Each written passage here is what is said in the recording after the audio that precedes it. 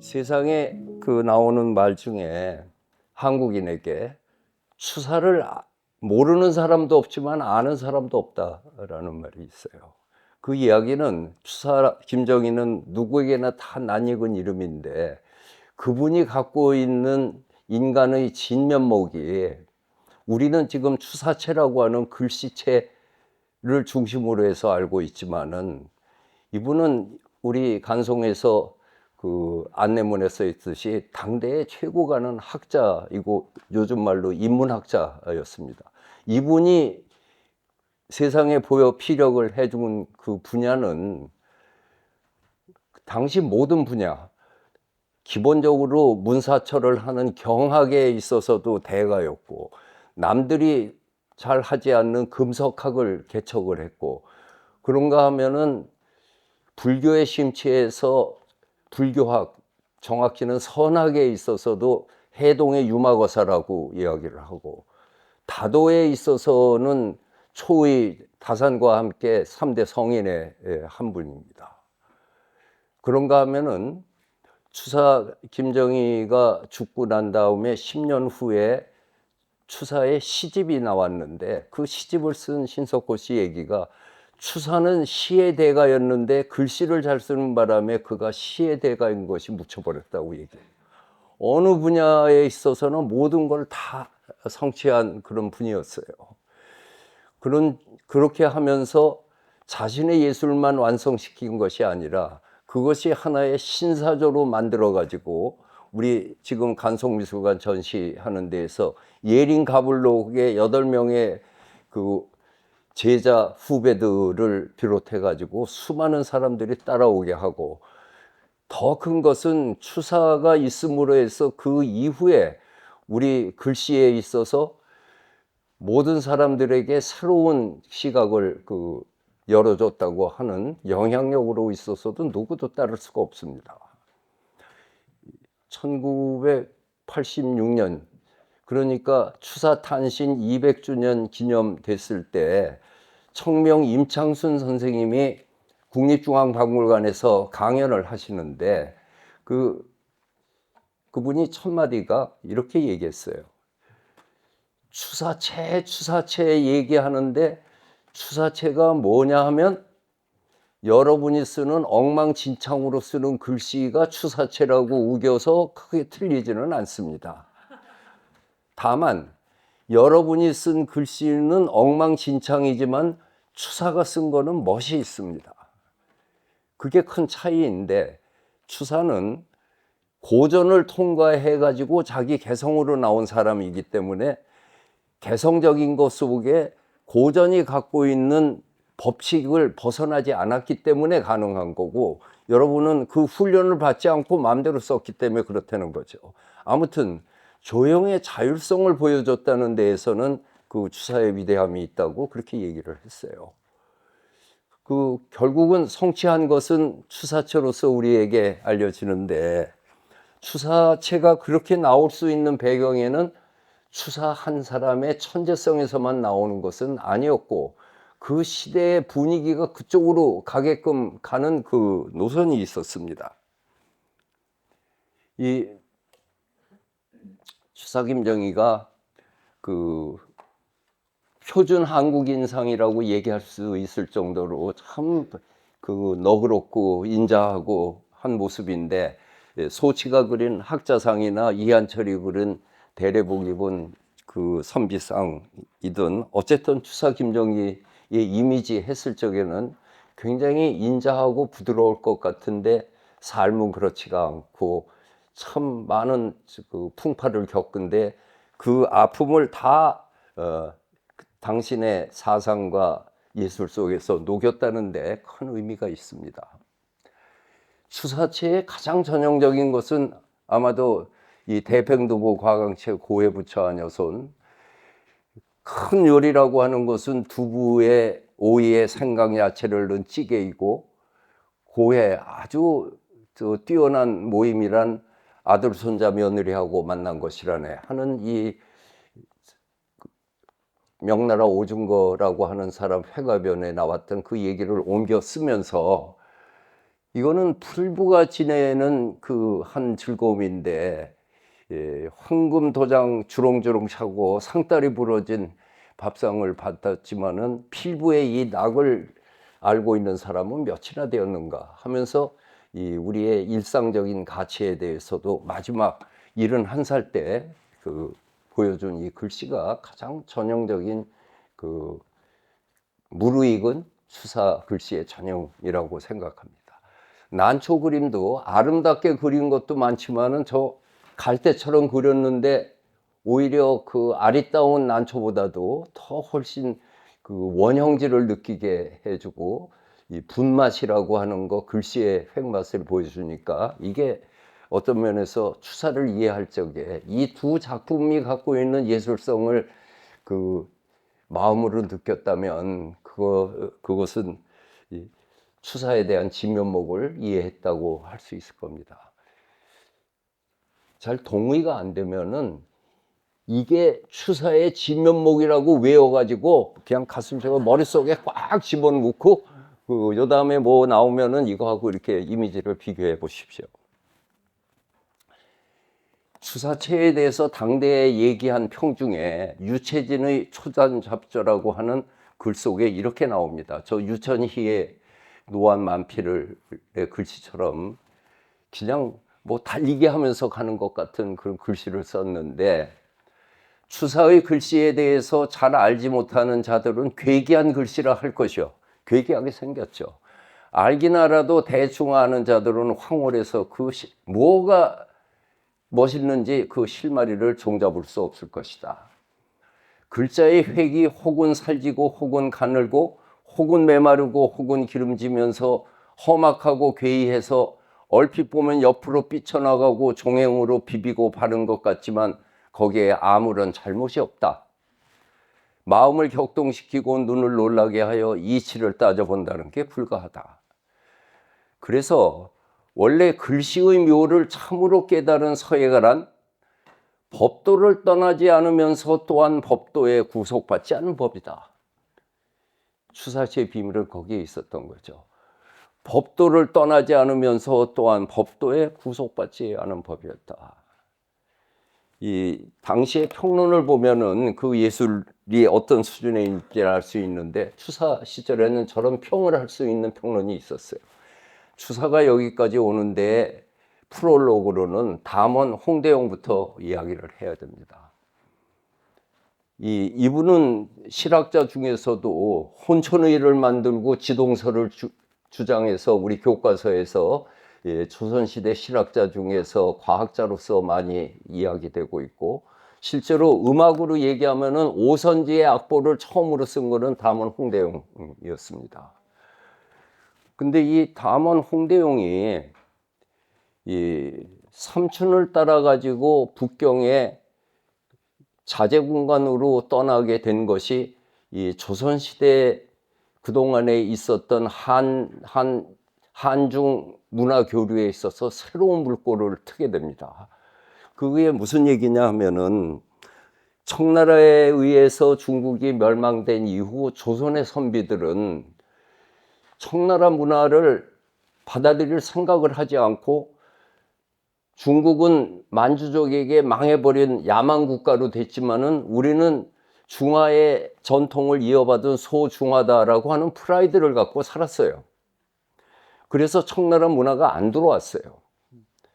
그랬는데 우리가 동양사에서 배우듯이 강의옹정 걸육년간의 문화는 청나라의 전성기로 그 당시에 중국의 GDP는 프랑스를 능가하는 그 발달된 문화였습니다. 엄청나게 발달된 거였습니다. 그거를 조선에 있는 선비들은 몰랐어요. 거기에다가 고연모가 주장한 고증학이라고 하는 것이 그 고증학의 캐치프레이즈가 실사구시입니다. 실사구시는 우리 실학자가 주장한 게 아니고 고연모가 내건 그 고증학의 그 캐치프레이즈를 받아들인 거였죠. 그런 상태에 있었는데 담원 홍대용이라고 하는 분이 이 우리의 실학자가 중국에 가는데 그거를 이제 맞닥뜨려 만나게 됩니다. 1765년 홍대용 나이 35세 때 동지사 서장관으로 가는 작은아버지 홍옥의 자제군관으로 연경회를 가게 됩니다. 이게 무슨 말이냐 하면은 조선시대 사신이 중국에 가는 게 여러 경우가 있지만 반드시 가는 거는 동지사가 꼭 갑니다. 1년에 한 번. 또 그쪽에 황제가 환갑됐으니까 사절 간다든지 결혼식 있었다든지 우리의 왕이 바뀌었기 때문에 보고하러 간다든지 빼고 정식으로 가는 거는 동지사입니다.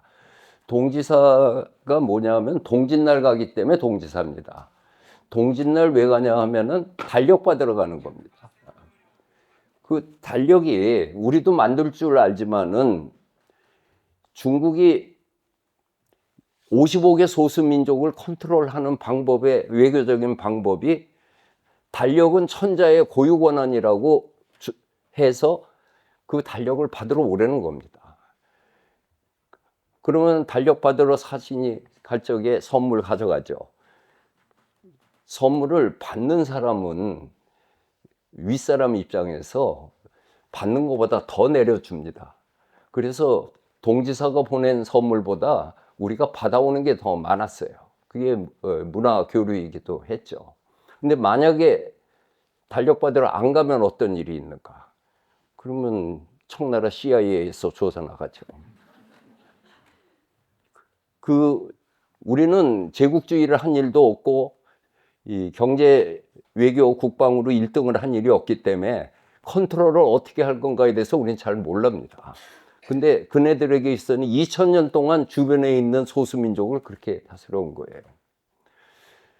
근데 우리 외교 그 정책에서 동지사가 하면 동지정사, 동지부사, 서장관 여기까지가 고급 공무원이고 그 다음에는 통역관에서부터 화원 또는 또 이 글씨 쓰는 사자관 여러 한 200명 되는 수행원 많을 때는 400~500명까지 그 동자까지 합쳐서 그렇게 가게 되는데 그때에 이 정사부사 서장관의 경우에는 자기 아들이나 동생이나 조카 중에서 한 명을 군관 티오로 해서 데리고 갈 수 있게 했습니다. 그걸 자제군관이라고 그럽니다. 근데 이 자제군관은 사신으로 가서 아무 의무가 없기 때문에 자기 마음대로 거리를 다니고 책방을 다니고 하면서 문화를 수집을 해 갖고 왔어요. 우리가 실학자로서 새로운 문명을 키운 건 다 자제군관 출신들 그리고 규장각에 있는 검소관 그 사람들이었습니다. 추사도 자제군관으로 갔고 이 대표적으로 담원 홍대용, 연안 박지원 다 자제군관으로 갔던 그 사람들입니다. 근데 이 연경에 지금 조약문 들어가는 거 상징적으로 보여주는데 담원 홍대용이 이분이 그 검은고를 잘 쳤어요. 그래서 검은고를 하나 들고 그리고서는 삼촌을 따라서 북경을 갑니다.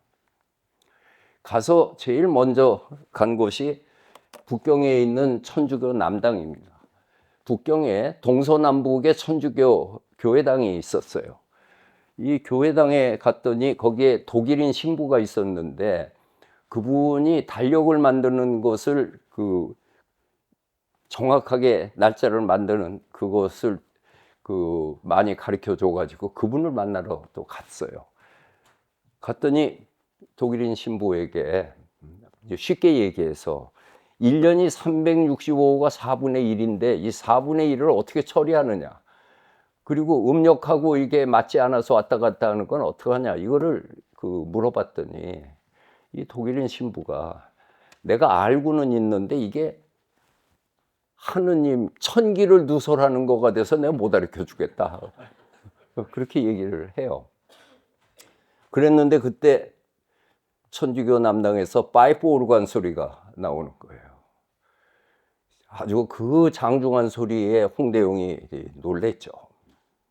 그리고 그 벽화는 수태고지 멋있는 유화가 있는 거를 보고서 새로운 그 서양 문명을 봐요. 그 파이프 오르간을 그 보면서 다 듣고 난 다음에 그 가서 이렇게 보니까 독일인 신부가 이게 악기가 이렇게 생겼다고 하니까 홍대영이 그럼 제가 한번 쳐볼까요? 그리고 그 자리에서 그 음을 치고 난 다음에 한 곡을 탁 불고 이게 우리 고국에서 유행하고 있는 봄이라고 하는 노래입니다. 그렇게 얘기를 해요. 그런 그 홍대영이 그 거기에 가서 이 사람 저 사람 만나는데 북경에 있는 유리창이라고 하는 고서점가 여기에서 이제 그 아주 드라마틱한 일이 생기게 됩니다. 현재 유리창은 이렇게 되어 있지만은 그 당시에는 그 사고 전설을 편찬하기 위해서 각 지방에서 헌책들이 다 올라와 갖고 막 책방으로 꽉 차 있었어요. 이 같이 갔던 그 사신 중에서 무관의 이기성이라고 하는 사람이 이 안경을 사고 싶어 가지고 그거 백방으로 돌아다니는데 아무리 다녀도 안경을 살 수가 없는 거예요. 만물상에 가서 사고 하는데. 근데 유리창에 갔는데 어느 가게에서 젊은 신사 둘이 탁 나오는데 멋진 안경을 쓰고 있는 거예요. 그래서 그분한테 가가지고 그런 안경 어디 가면 삽니까? 그랬더니 우리 조선에서 온 아무개인데 그거 사러 왔습니다. 그랬더니 안경을 벗어서 한번 써보라고. 그래서 써서 이렇게 써 보니까 꼭 이거를 사면 좋겠는데 어디냐고 그랬더니 그럼 가져가시라고. 그 뜻밖의 그 안경을 받은 거예요.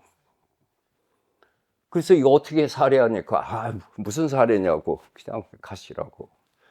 그 얼떨결에 있다가 그 오류서점 도상정 그 주인한테 저 사람들이 누구냐 그랬더니 저 사람들이 강남에 있는 수재로 엄성과 반정균인데 지금 과거 시험을 보러 와서 어느 여관에 묵고 있다 그랬어요.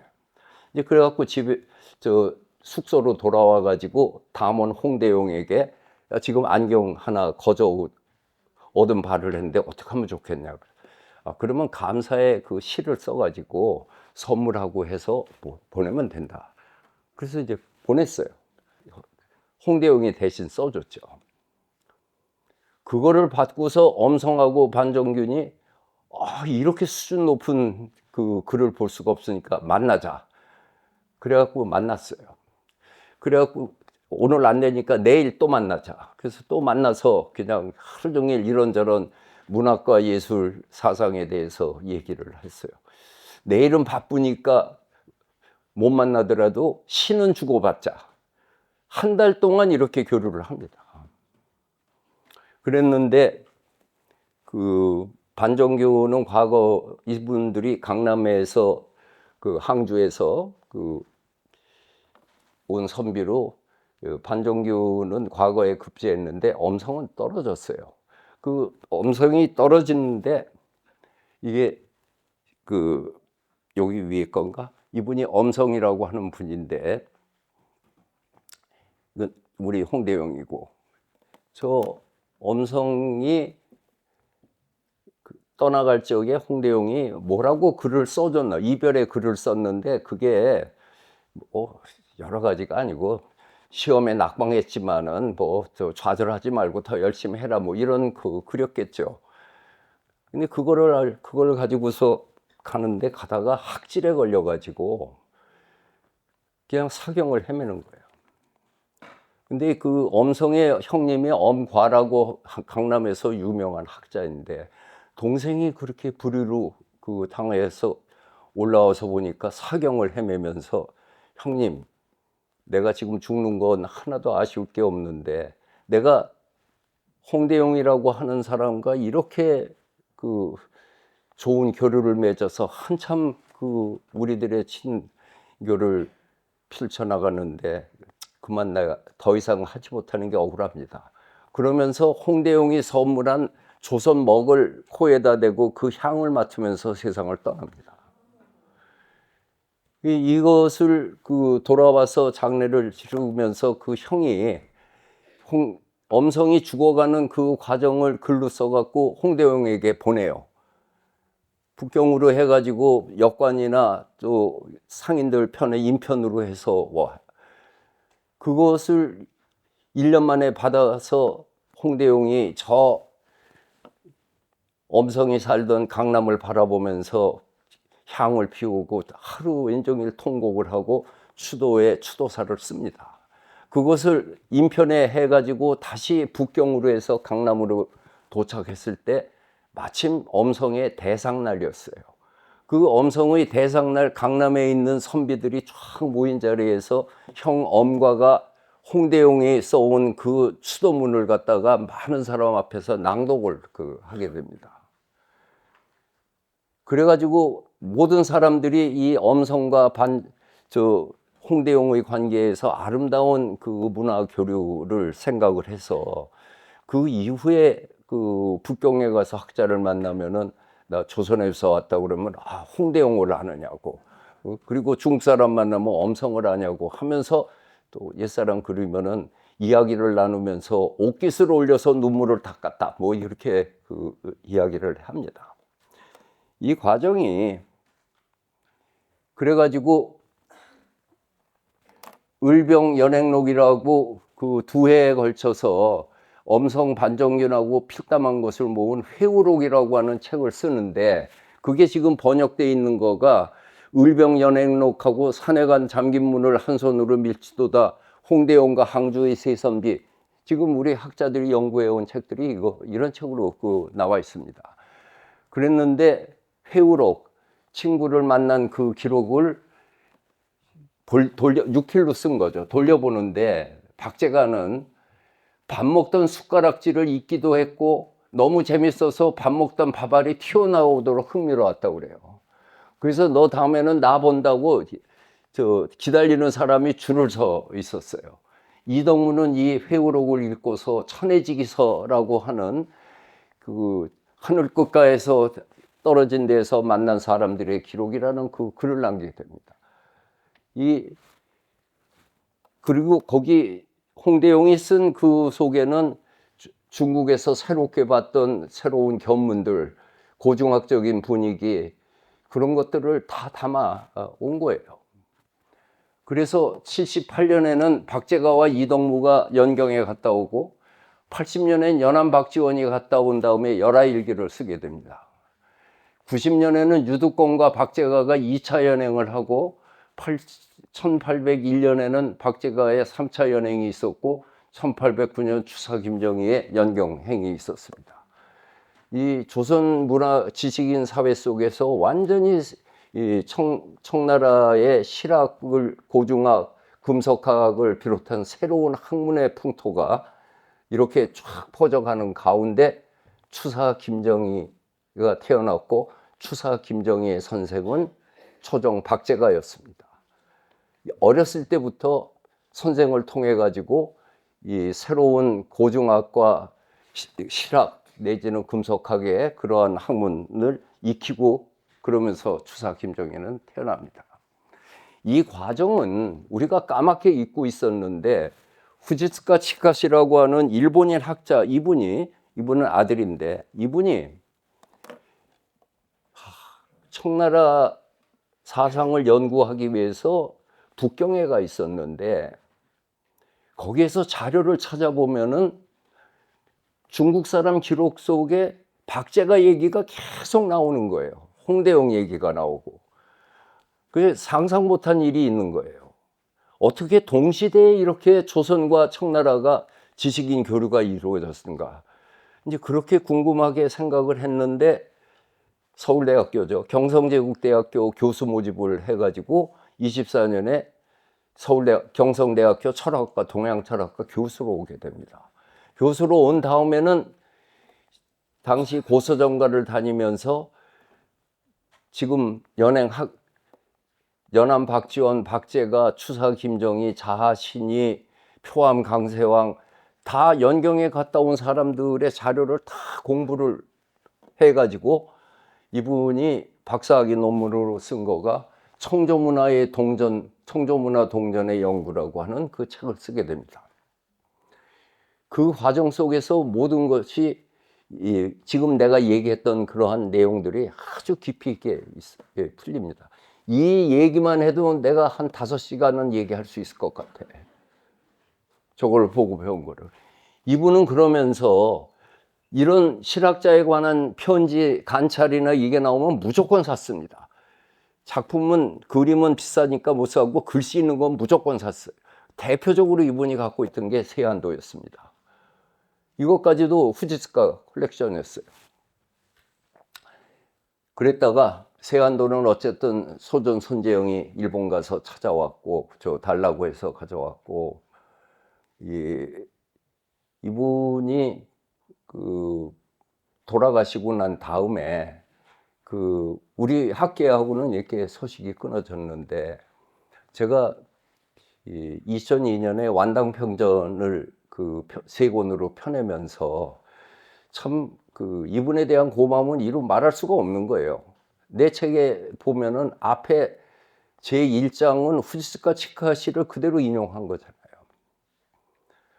그랬는데 지금 저 성균관장 하고 있는 최종고 선생이 과천문화원장을 하면서, 내가 문화재청장을 할 때인데, 추사를 기릴 수 있는 게 예산에 추사고택이 있고 제주의 유배지에 기릴 수 있고, 마지막에 과천에서 생애를 끝냈으니까 과천문화원장으로 과지초당이라고 하는 추사 기념관을 만들고 싶은데, 거기에 전시품이 아무것도 없어서 진행을 못 하는데 무슨 좋은 생각이 없냐고. 그래서 제가 혹시 후지스카 아드님이, 그분도 아키나오도 학자인데, 그분이 후지스카 유품이 있으면은 그것을 받아가지고 오면은 어떻겠냐. 그랬더니 이분이 일본에 가가지고 아키나오를 만났어요.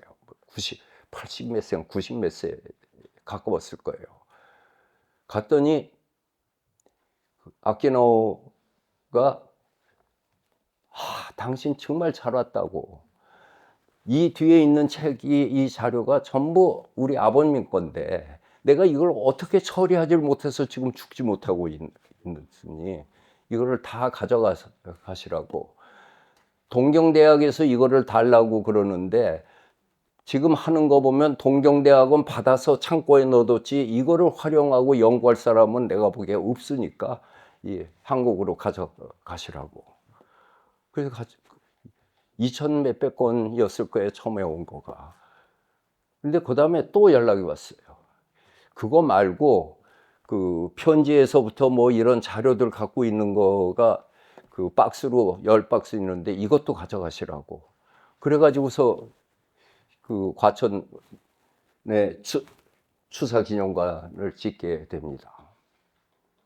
추사김정희라고 하는 분의 삶 속에서 한중 문화 교류의 과정은 이분이 아니었으면은 우리는 알 수 없는, 지금도 그거 연구하려고 했으면 한없이 연구해야 되는데, 이렇게 참 드라마틱한 이야기까지 우리가 얘기할 수 있었습니다. 어찌됐든 1786년 저 예산에 있는 추사고택에 여기에서 추사 김정희가 태어나게 됩니다. 추사 김정희는 경주 김씨 중에서도 월성이의 자손으로 영조대왕의 사위였습니다. 월성이가 명문가의 귀공자로 태어났어요. 그래가지고 이 집안에 가보면은 추사고택 있는 데에는 고조 할아버지, 영의정을 지낸 고조 할아버지 묘소 앞에는 백송나무 하나가 있는데, 이거는 추사가 24살 때 중국의 연경에 갔다가 오면서 사온 묘목이 자라서 저렇게 커 있는 겁니다. 그래서 천연기념물로 지정이 됐죠. 이분의 아드님 때는 김한씨는 영조대왕의 사위인데 아주 훌륭했는데 35인가에 일찍 세상을 떠납니다. 그랬더니 그 부인인 화순옹주가 남편을 따라 죽는다고 단식을 해가지고, 영조가 네 마음은 알지만은 제발 다시 일어나라고 했는데도 끝내 거절하고 남편 따라서 같이 세상을 떠납니다. 그랬더니 영조는 아니 시집간 딸이 서방 죽었다고 자살을 하니 그게 오죽 미워요. 그래가지고 연료문을 안 세워줍니다. 애비 속색이었다고. 그랬다가 정조대왕이 그때 연료문을 만들어줬는데 연료문도 아니고 연료각을 만들어줘서 조선 왕조 500년의 공주로서 유일하게 나온 연료가 추사의 증조 할머니입니다. 근데 조선시대에는 왕손의 경우에 종친불사라고 해서 왕손에게는 절대 실직의 벼슬을 안 줬습니다. 명예직은 줘도 실질적인 권한 있는 것은 안 줬어요. 대신에 품위를 유지할 수 있는 땅과 노비와 돈은 줬어요. 그래가지고 이 일대에 추사고택이 일대가 월성이로 영조대왕 사위가 되면서 이 땅을 하사받은 겁니다.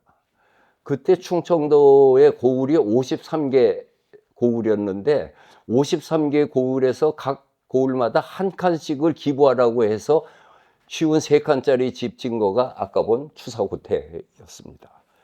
당당한 집안이었죠. 그리고 이 세도 정치로 19세기 넘어갈 적에 또 18세기 후반부터 안동 김씨가 그 여당이고 그 야당이라고 하면 경주 김씨, 풍양조 씨, 또 풍산 홍씨, 남양 홍씨 이런 이제 다른 사람들 집안하고 이렇게 서로 경쟁 관계인데 경주 김씨도 그 중에 아주 당당한 한 집안이었습니다. 귀공자였죠. 그랬는데 이 추사는 그 아버지가 김노경인데 넷째예요. 그랬다가 첫째 집으로 양자로 들어가게 됩니다. 이 조선시대에 그 양자가 갖고 있는 그 이 인간적인 갈등 같은 것은 생아버지하고 살다가 어느 날 큰아버지한테 가서 큰아버지는 아버지라고 그러고 생아버지는 작은아버지라고 그러고 살아야 되는 거예요. 움직일 수 없는 거예요. 그래서 그 양자로 갔던 사람들에게는 뭔가 그러지 않은 사람하고 다른 그 인간적인 감정이 있어요. 그래서 이제 양자로 가게 되니까 월성이 궁이 있는 요 터가 경복궁역 있는데 통이동 백송 사이 여기라고 지금 추정되는데 어쨌든 이 백송나무가 88년도에 세상을 떠났지만은 이게 지금 그때 다시 심은 거가 이만큼 자라는 이 동네가 추사가 태어나는 그 동네였습니다. 그때 말로는 장동이라고 하는 그 동네였습니다. 그때 추사가 이춘대길이라는 글씨를 쓰는 얘기인데 그때 추사가 그 생아버지한테 보낸 편지가 있는데 그 편지가 요거예요. 요게 아버지가 이렇게 추사가 편지를 써서 보냈더니 아버지가 여기서부터 답장을 받아가지고 되돌 종이가 없던 저 아까운 때니까 그렇게 보냈어요. 근데 엎드려 제대로 살피지 못한 가운데 더위가 심합니다. 기체우량 만강하시온지요. 사모하는 마음이 구구합니다. 소자는 어른 모시고 독서에 열심입니다. 백부께서 지금 행차하려고 하는데 비가 올 것 같고 아직 열이 식지 않아서 고민스럽고 걱정됩니다. 동생 명희와 여동생 또한 잘 있는지요. 나머지는 제대로 갖추지 못하고 다음과 같이 사려옵니다. 계축년 6월 초 10일 자정이 올림. 7살 먹은 애가 쓴 편지예요, 이게. 그리고 여기에 이제 아버지가 답장을 써서 보냈죠. 이런 상태에서 추사가 그 집에 입춘대길이라고 하는 글을 썼더니 이게 추사가 대가가 되니까 전설이 같이 끼어오르는데 제일 첫 번째 전설은 추사의 어머니가 회임한 지 24개월 만에 낳았다 이러고 시작을 하거든요. 그리고 이제 또 하나의 전설로 나오는 거가 어느 날 최재공이 이 최재공이 당시에 최고 가는 영상인데 저분은 남인의 골수고 추산의 집은 노론의 골수예요. 서로 상종을 하지 않아요. 그랬는데 최재공 대감이 퇴청을 하면서 월성이궁 앞을 지나가다가 추사가 쓴 입춘대기를 보고 느닷없이 그 집에 들어온 거예요. 그 추사 아버지가 놀래가지고서는 대감께서 어떻게 이렇게 누추한 데 오셨습니까? 그랬더니 저 밖에 있는 글씨 누가 썼냐고. 그랬더니 우리 아들애가 썼습니다. 그랬더니 저 애가 앞으로 글씨를 쓰면은 천하의 명필로 대성하겠지만은 삶은 참 고달플 거다. 그 얘기를 해요.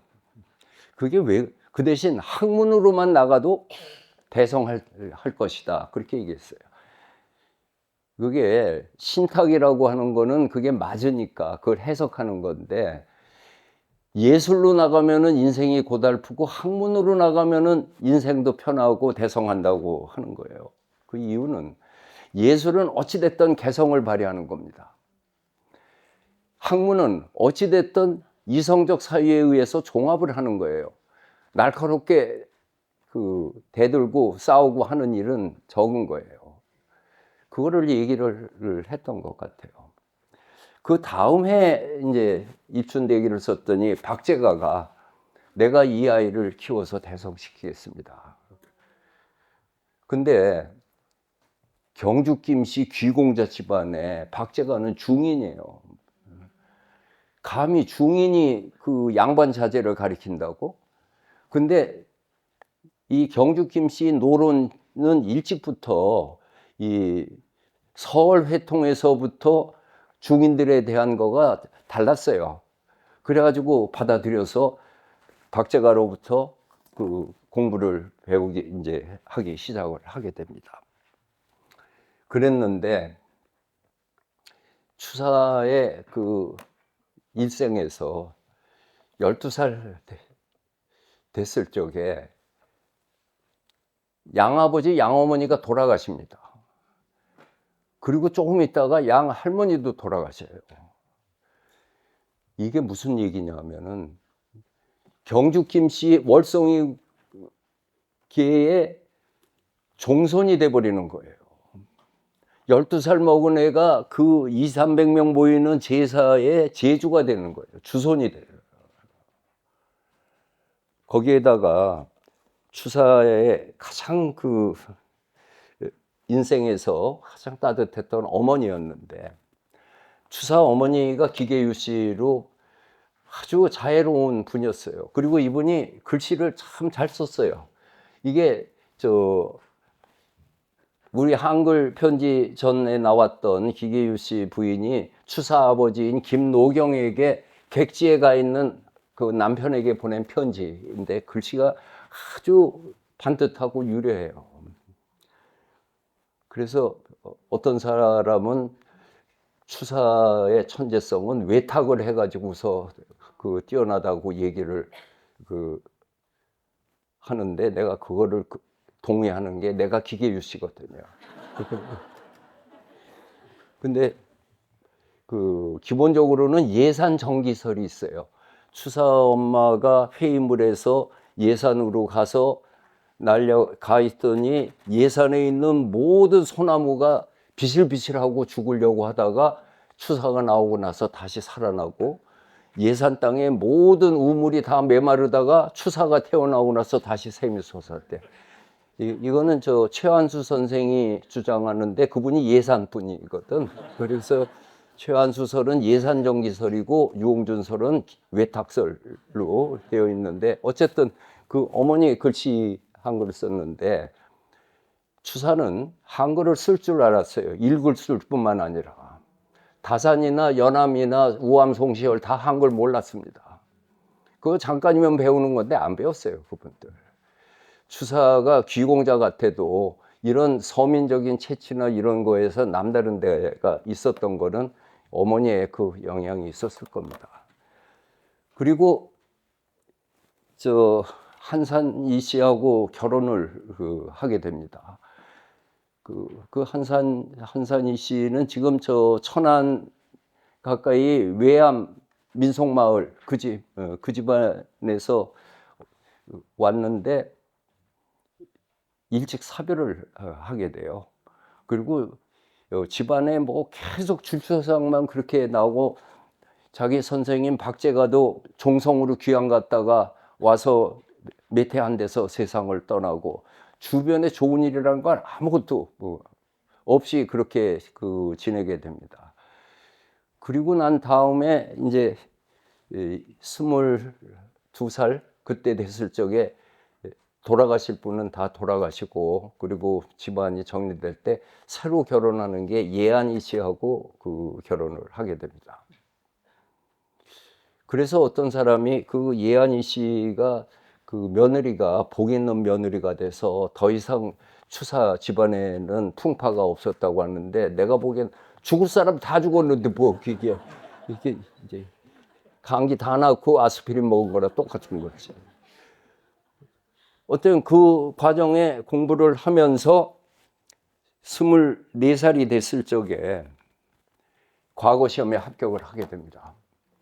그래서 추사에 유학 김정희 생원 1등으로 제4인에 입격을 했다고 하는데, 조선시대 과거 시험은 1차 시험은 생원이냐 진사 둘 중에 하나를 섞어요.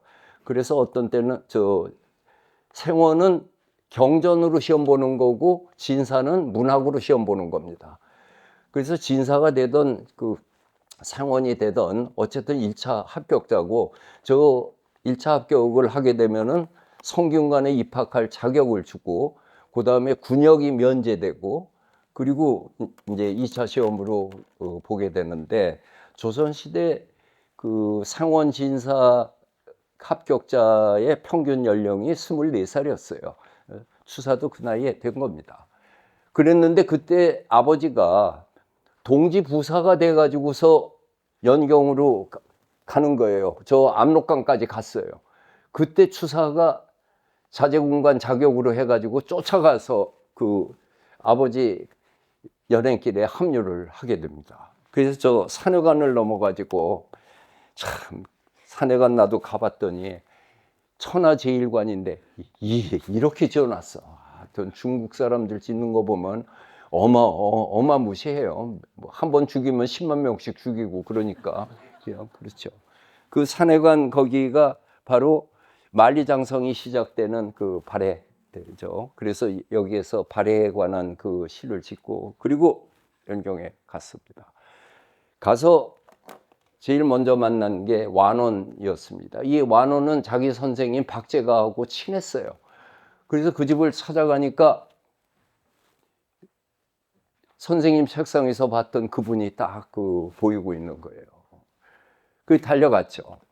갔더니 이게 중국 백화사전 바이두에 나오는 바이두의 완원 초상과 함께 이렇게 나와요. 완원이 가까웠던 사람으로 김정희라고 하는 사람이 있다.